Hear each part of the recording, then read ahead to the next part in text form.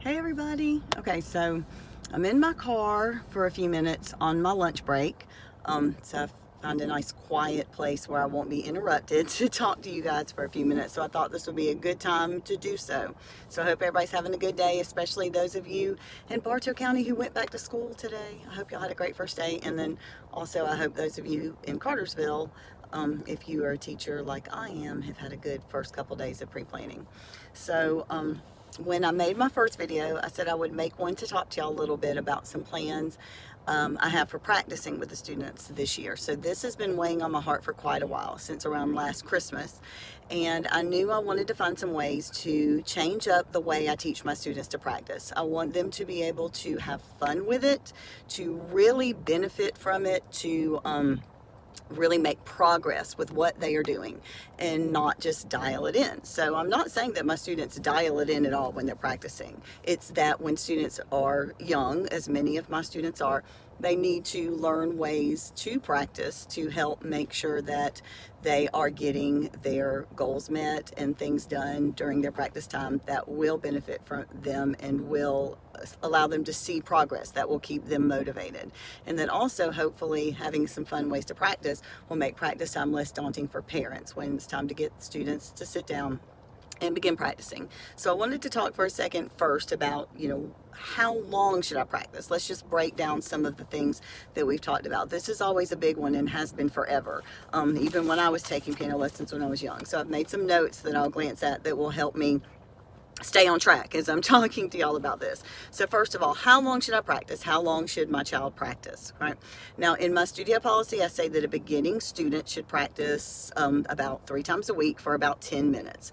That is usually enough when they are first getting started. And that will work for a while. It will usually work for about the first year, and maybe two, a little longer, depending on the student's progress. But how long a student practices can vary greatly depending on lots of different factors. Their level, what pieces they are working on at that time and how difficult the pieces are. Are we close to a performance and they need to practice more? Are we close to a break so they're practicing less? There's not as much to do. Their age and their attention span, so many things will come into play when you think about how long a student should practice. So when you look at it this way, it seems to make more sense to not focus on time, but focus on what needs to be accomplished in the practice session. Because of this, every practice session could be a little bit different depending on the challenge or the goal the student is working toward, okay? So my goal is to teach my students how to practice smarter, not harder. I want to help them learn what they need to learn and help them feel accomplished from what they're learning. Help them track their own progress, and most importantly, I want to try to make practicing fun and enjoyable and not make it just a daunting task. So we hear it all the time, practicing is boring, and not every student says that all the time. But it happens. I mean, especially if they're working on the same pieces for a while because we're getting ready for a recital or something where they will be performing. So it is perfectly normal for children to say this and to feel this way. So I've been thinking about what can I do as a piano teacher to help change this. So this is what's been weighing on my heart, and this is what I want to work on. So I have some methods that I want to use to help make practice sessions more fun by changing the goal of practicing each week. So I'll explain these a little more in just a minute. But I'm also going to provide students with an arsenal of activities to do when practicing. So practicing is not supposed to be just playing the same piece over and over and over weekly to get it learned before your next lesson. There is so much more to playing the piano and learning about the world of music than that. So when a student is practicing, besides the weekly assignments, you can also play through your scales and other warm-ups, play through old pieces that you already love, try a new piece you haven't learned yet and see how you do. This is called sight reading. Pick out a familiar tune and play it by ear. Compose something new. Improvise as you go. There'll be theory worksheets and games that I'll give them. There are some games that I'll give them that can be done with technology, with a computer, an iPad, or a phone. and games that they can play at the piano. So the possibilities are endless, and I want to provide them with lots of different things they can do to make their practice sessions fun and to help them fill the time in a functional way that they will learn from and benefit from. So these options are really great for you parents who do want to set a certain amount of time for practicing. This keeps consistency and this keeps students on a schedule. So some of you, especially with much younger students, may want to give a time amount and have them practice during that time.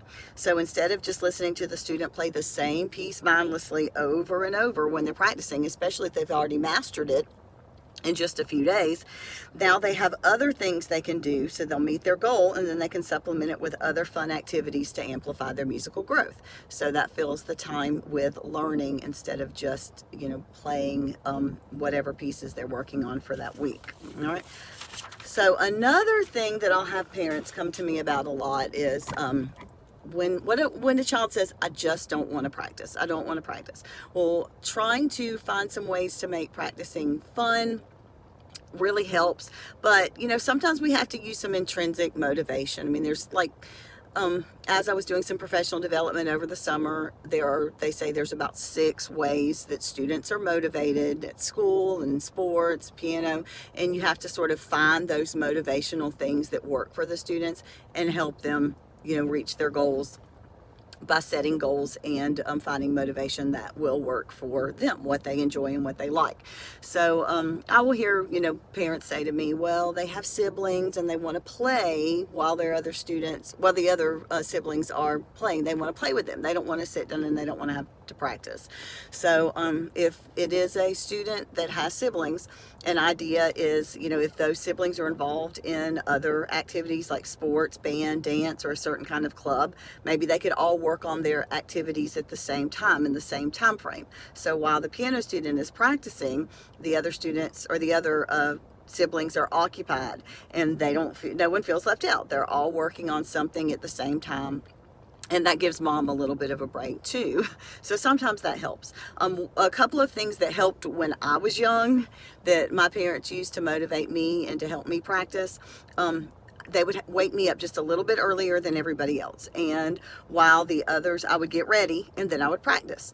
And then while the other children in my family, there were 5 of us, while the other ones were up and moving around and getting ready, I got to do something special, make breakfast or pack my favorite lunch or watch, today they could watch something on YouTube they like, their favorite YouTube channel, or play Roblox for a few minutes while the other children are getting ready. So they have that goal to look forward to. Oh, I get to do this once I'm ready and get my practicing done. Everybody else will still be getting ready, and it makes them feel special. Or another thing that worked a lot when I was little is my parents would let me stay up just a couple of minutes later and practice at bedtime. So while the other siblings in my family were going to bed, I got to stay up and practice a little bit, 10, 15 minutes just to have some time and quiet time to practice. And then it made me feel special because I got to stay up a little bit later. And my siblings would actually love to listen to me play while they fell asleep. So sometimes that helps too.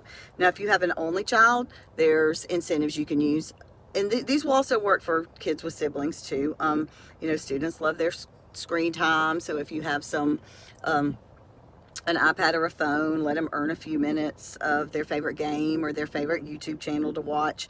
And then I'm going to be showing you in a moment one of the things we'll use for practice. It's a bullseye challenge. So maybe when they get in the car, if they've met their bullseye and got their sticker for that week, then you can put a quarter in the car console. And then when they have a few bucks, stop at the Amerimart up at the corner of Burnt Hickory and let them pick out their favorite gum or snack or candy or a drink. So things like that will sometimes work. Kids love snacks, things to eat and drink. Or maybe if they practice and get a new piece learned and perfected, let them FaceTime grandma and share it. It makes them happy to share with someone that they love and to make them happy, especially now when we're not able to see our loved ones as much as we really would like to. So those are just some different incentives, and I do have these all written down if you'd like me to give you the list of them so that you can have those. I don't mind at all, just let me know. All right, so that brings me to the main point of my video, and that is the practice methods that I want to start using this year to try to help my students practice smarter and not harder, and to set goals that they can work toward. So I'm going to provide each student with a folder. This is just a small binder, some binders I picked up. And inside that binder, there's going to be 3 laminated sheets. Those 3 laminated sheets that are bound inside the folder are, oh, let me pop it open. A sheet called Piano Practice Tricks that's got 10 different tricks that they can use and things they can do to practice their pieces.